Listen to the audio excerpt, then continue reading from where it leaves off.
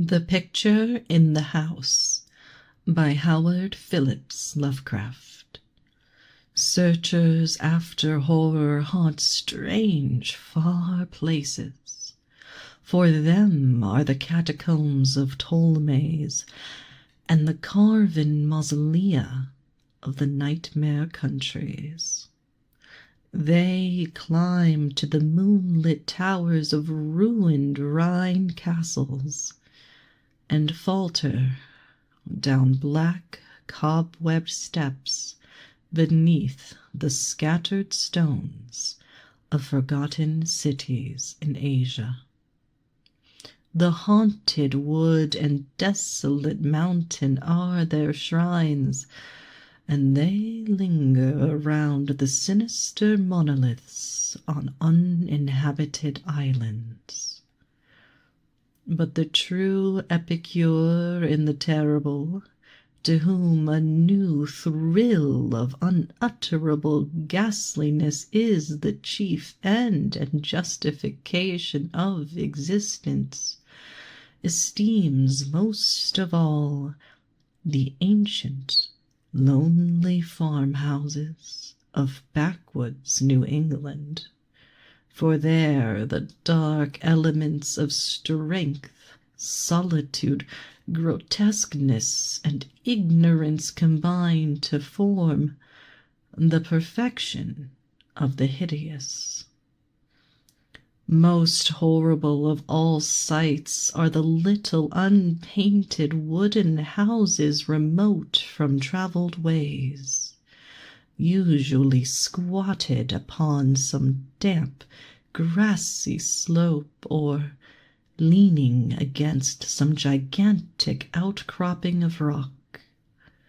200 years and more they have leaned or squatted there, while the vines have crawled and the trees have swelled and spread. They are almost hidden now in lawless luxuriances of green and guardian shrouds of shadow. But the small-paned windows still stare shockingly, as if blinking through a lethal stupor which wards off madness by dulling the memory of unutterable things. In such houses have dwelt generations of strange people whose like the world has never seen, seized with a gloomy and fanatical belief which exiled them from their kind. Their ancestors sought the wilderness for freedom. There the scions of a conquering race indeed flourished free from the restrictions of their fellows, but cowered in an appalling slavery to the dismal phantasms of their own minds. Divorced from the enlightenment of civilization, the strength of these Puritans turned into singular channels, and in their isolation, morbid self-repression, and struggle for life with relentless nature, there came to them dark, furtive traits from the prehistoric depths of their cold northern heritage. By necessity practical and by philosophy stern, these folk were not beautiful in their sins. Erring as all mortals must, they were forced by their rigid code to seek concealment above all else, so that they came to use less and less taste in what they concealed. Only the silent, sleepy, staring houses in the backwoods can tell all that has lain hidden since the early days. and they are not communicative, being loath to shake off the drowsiness which helps them forget. Sometimes one feels that it would be merciful to tear down these houses, for they must often dream. It was to a time-battered edifice of this description that I was driven one afternoon in November 1896 by a rain of such chilling copiousness that any shelter was preferable to exposure. I had been traveling for some time amongst the people of the Miskatonic Valley in quest of certain genealogical data, and from the remote, devious, and problematical nature of my course had deemed it convenient to employ a bicycle, despite the lateness of the season. Now I found myself upon an apparently abandoned road which I had chosen as the shortest cut to Arkham, overtaken by the storm at a point far from any town, and confronted with no refuge save the antique and repellent wooden building which blinked with bleared windows from between two huge leafless elms near the foot of a rocky hill. Distant though it was from the remnant of a road, the house none the less impressed me unfavorably the very moment I espied it.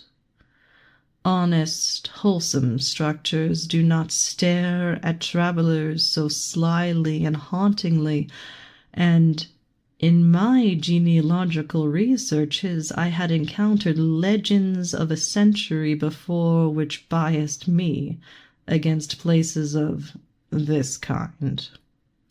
Yet the force of the elements was such as to overcome my scruples, and I did not hesitate to wheel my machine up the weedy rise to the closed door which seemed at once so suggestive and secretive.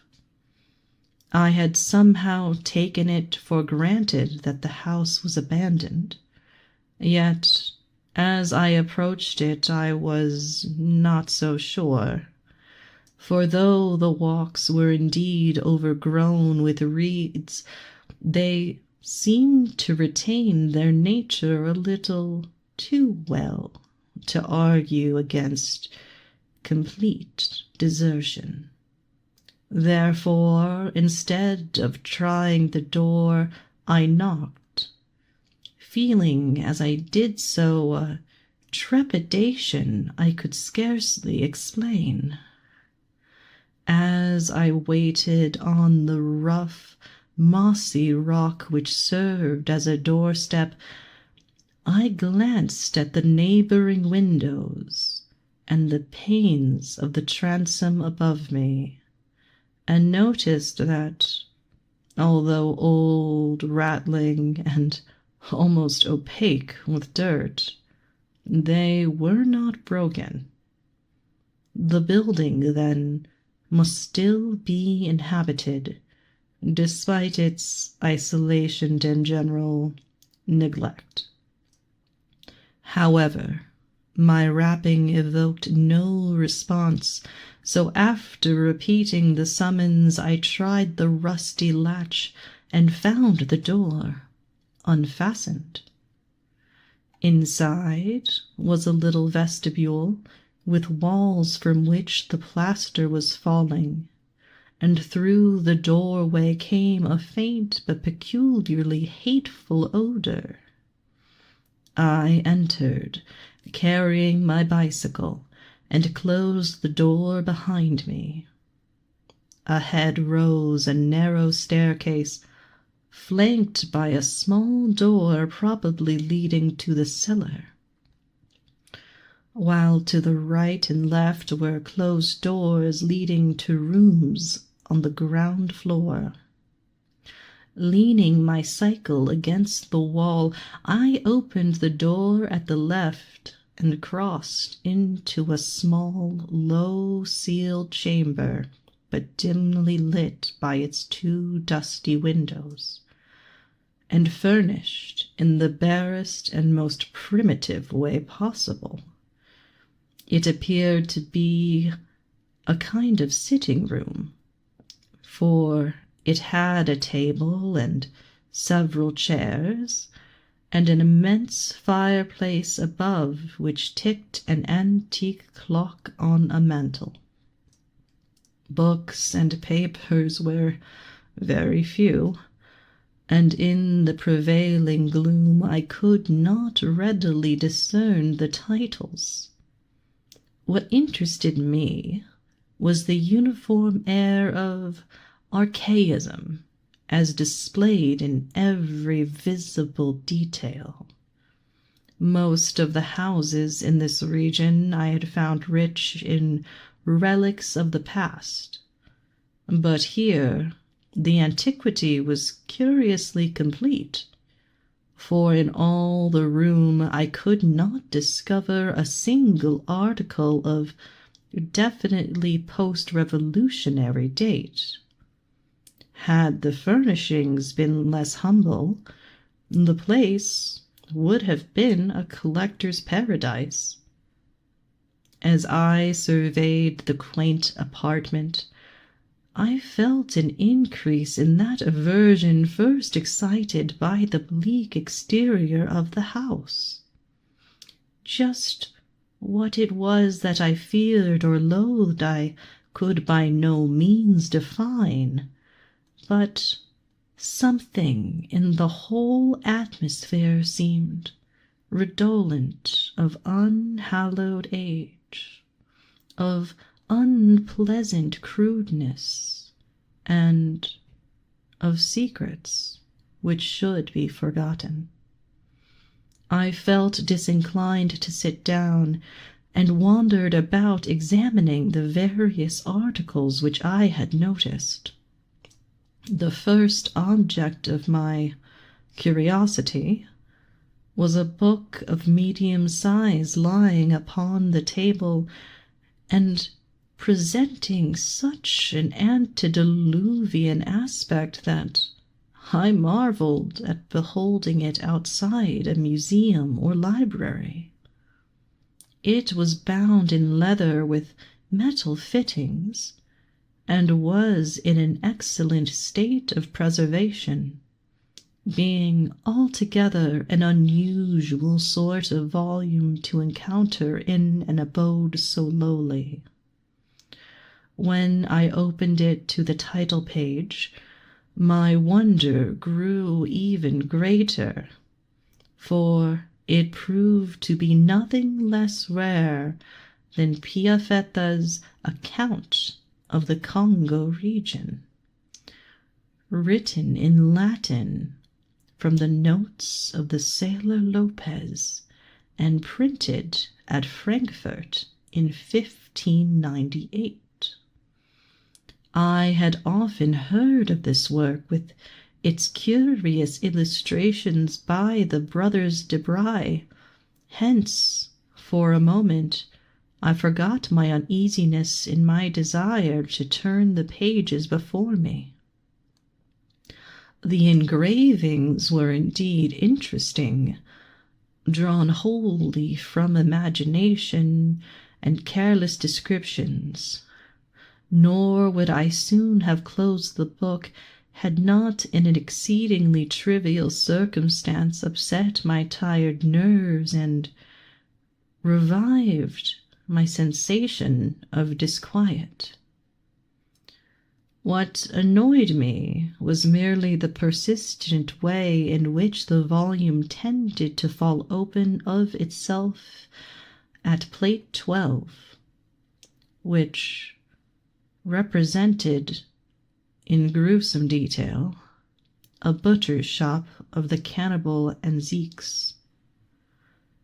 I experienced some shame at my susceptibility to so slight a thing, but the drawing nevertheless disturbed me, especially in connection with some adjacent passages descriptive of gastronomy. I had turned to a neighboring shelf and was examining its meager literary contents.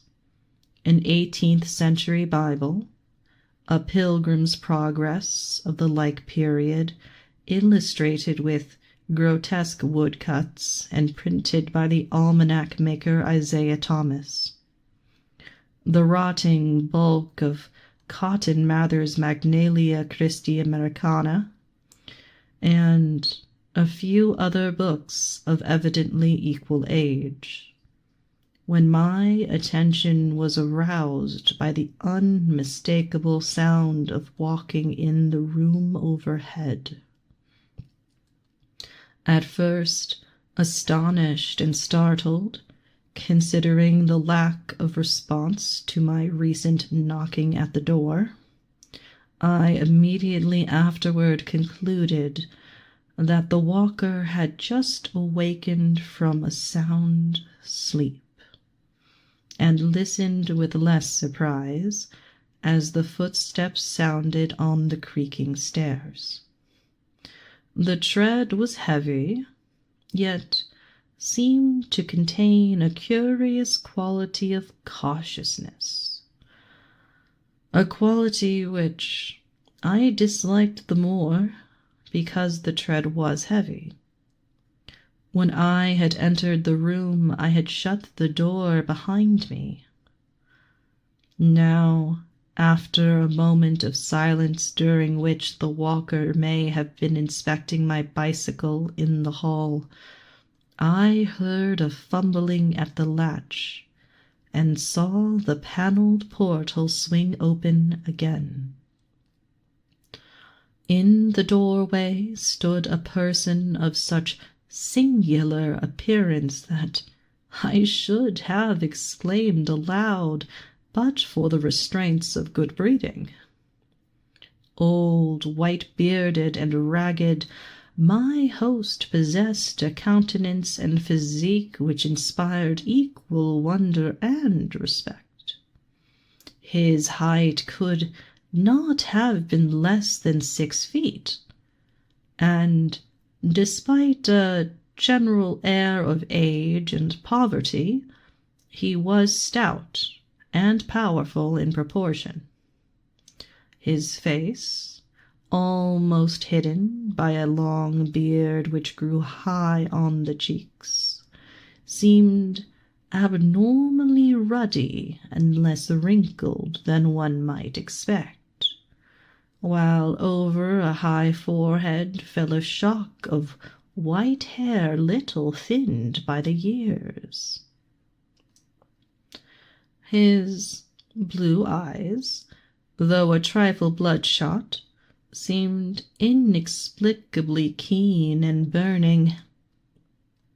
But for his horrible unkemptness, the man would have been as distinguished-looking as he was impressive. This unkemptness, however, made him offensive, despite his face and figure. Of what his clothing consisted, I could hardly tell, for it seemed to me no more than a mass of tatters surmounting a pair of high, heavy boots, and his lack of cleanliness surpassed description. The appearance of this man and the instinctive fear he inspired prepared me for something like enmity, so that I almost shuddered through surprise and a sense of uncanny incongruity when he motioned me to a chair and addressed me in a thin, weak voice full of fawning respect and ingratiating hospitality. His speech was very curious, an extreme form of Yankee dialect I had thought long extinct, and I studied it closely as he sat down opposite me for conversation. "Ketched in the rain be ye," he greeted. "Glad ye was nigh the house and had the sense to come right in. I calculate I was asleep, else I'd 'a' heard ye. I ain't as young as I used ter be, and I need powerful sight o' naps nowadays. Travellin' fur? I ha'n't seed many folks long dis rud since they took off the Arkham stage." I replied that I was going to Arkham, and apologized for my rude entry into his domicile. Whereupon he continued, "Glad to see ye, young sir. New faces is scarce around here, and I hain't got much to cheer me up these days. Guess you hail from Boston, don't ye?" "I never been thar, but I can tell a town man when I see him." "We had one for district schoolmaster in '84, but he quit suddent, and no one never heard on him since." Here the old man lapsed into a kind of chuckle, and made no explanation when I questioned him. He seemed to be in an aboundingly good humor, yet to possess these eccentricities which one might guess from his grooming. For some time he rambled on with an almost feverish geniality, when it struck me to ask him how he came by so rare a book as Piafetta's Regnum Congo. The effect of this volume had not left me, and I felt a certain hesitancy in speaking of it. But curiosity overmastered all the vague fears which had steadily accumulated since my first glimpse of the house. To my relief, the question did not seem an awkward one, for the old man answered freely and volubly. "Oh, that old book? Cap'n Ebenezer Holt traded me that in '86. Him as was kelt in the war." Something about the name of Ebenezer Holt caused me to look up sharply. I had encountered it in my genealogical work, but not in any record since the Revolution. I wondered if my host could help me in the task at which I was laboring, and resolved to ask him about it later on. He continued, "Ebenezer was on a Salient merchantman for years, and picked up a sight o' queer stuff in every port. He got this in London, I guess. He used ter like ter buy things at the shops. I was up to his house once, on the hill, tradin' hosses, when I see this book. I relished the pictures, so he gave it in on a swap. 'Tis a queer book. Here, leave me get on my spectacles." The old man fumbled among his rags, producing a pair of dirty and amazingly antique glasses with small octagonal lenses and steel bows.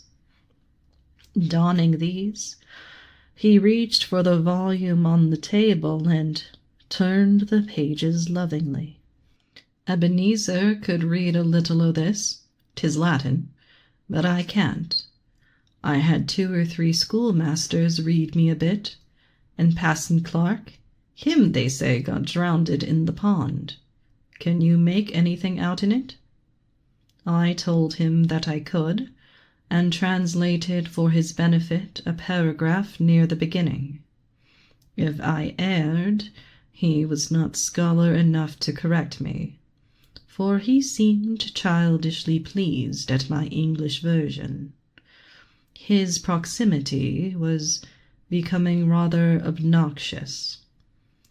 Yet I saw no way to escape without offending him.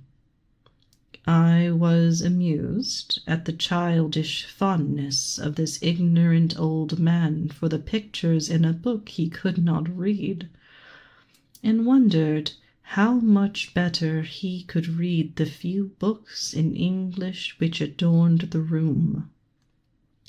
This revelation of simplicity removed much of the ill-defined apprehension I had felt, and I smiled as my host rambled on.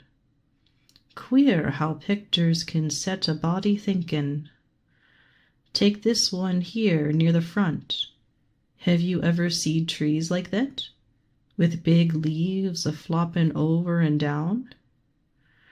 Some of these here critters look like monkeys, or half monkeys and half man, but I never heard o' nothing like this un. Here he pointed to a fabulous creature of the artist, which one might describe as a sort of dragon with the head of an alligator.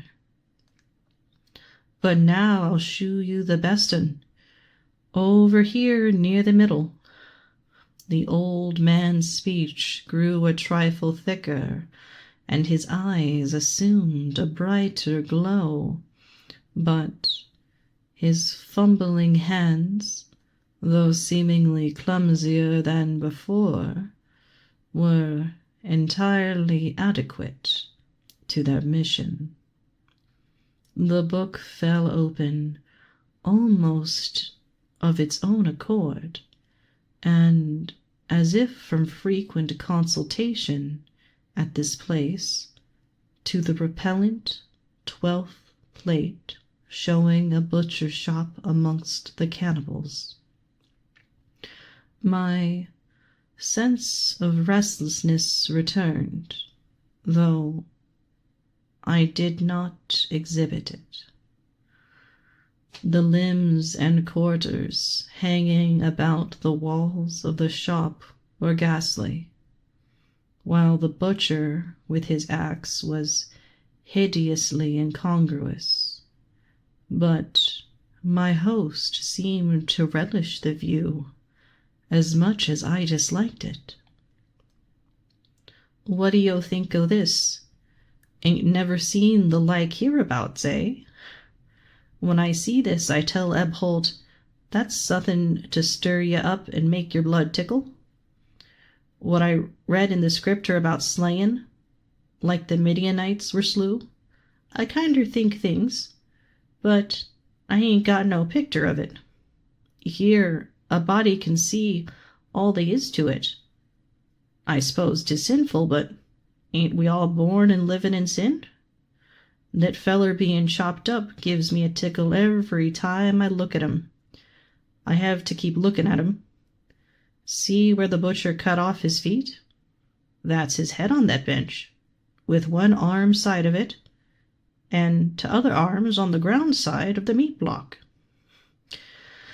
As the man mumbled on in his shocking ecstasy, the expression on his hairy, bespectacled face became indescribable, but his voice sank rather than mounted. My own sensations can scarcely be recorded. All the terror I had dimly felt before rushed upon me actively and vividly, and I knew that I loathed the ancient and abhorrent creature so near me with an infinite intensity. His madness, or at least his partial perversion, seemed beyond dispute. He was almost whispering now, with a huskiness more terrible than a scream, and I trembled as I listened. As I says, 'tis queer how pictures set ye thinking. D'ye know, young sir, I'm right sot on this un here. Arter I got this book off Eb, I used ter look at it a lot, especial when I heard Passon Clark rant o' Sundays in his big wig. Once I tried something funny. Here, young sir, don't get skirt. All I done was ter look at the picter afore I kilt the sheep for market. Killin' sheep was kinder more fun arter lookin' at it. The tone of the old man now sank very low, sometimes becoming so faint that his words were hardly audible. I listened to the rain and to the rattling of the bleared, small-paned windows, and marked a rumbling of approaching thunder quite unusual for the season. Once a terrific flash and peal shook the frail house to its foundations, but the whisperer seemed not to notice it. Killin' sheep was kinder more fun, but you know, 'twa'n't quite satisfyin'. Queer how a cravin' gets a holt on ye. As you love the Almighty, young man, don't tell nobody, but I swar ter God that picture began to make me hungry for victuals I couldn't raise nor buy. Here, set still, what's ailin' ye? I didn't do nothin', only I wondered how 'twould be if I did. They say meat makes blood and flesh and gives you new life, so I wonder if 'twouldn't make a man live longer and longer if 'twas more the same. But the whisperer never continued.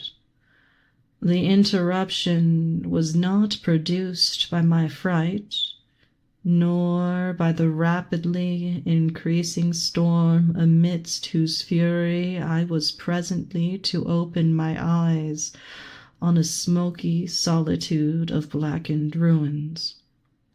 It was produced by a very simple, though somewhat unusual happening.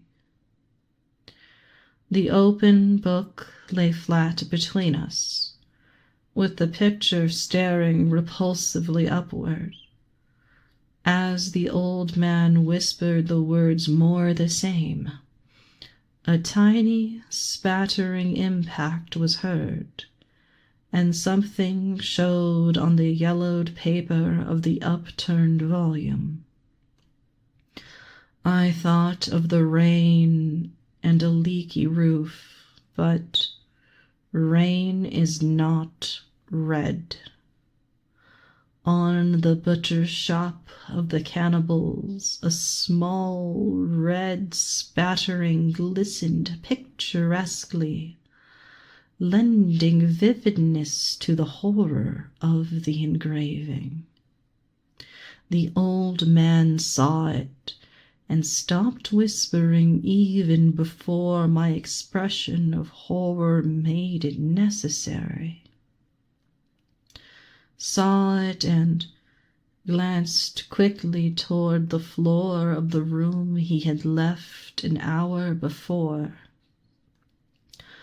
I followed his glance and beheld just above us on the loose plaster of the ancient ceiling a large, irregular spot of wet crimson which seemed to spread even as I viewed it.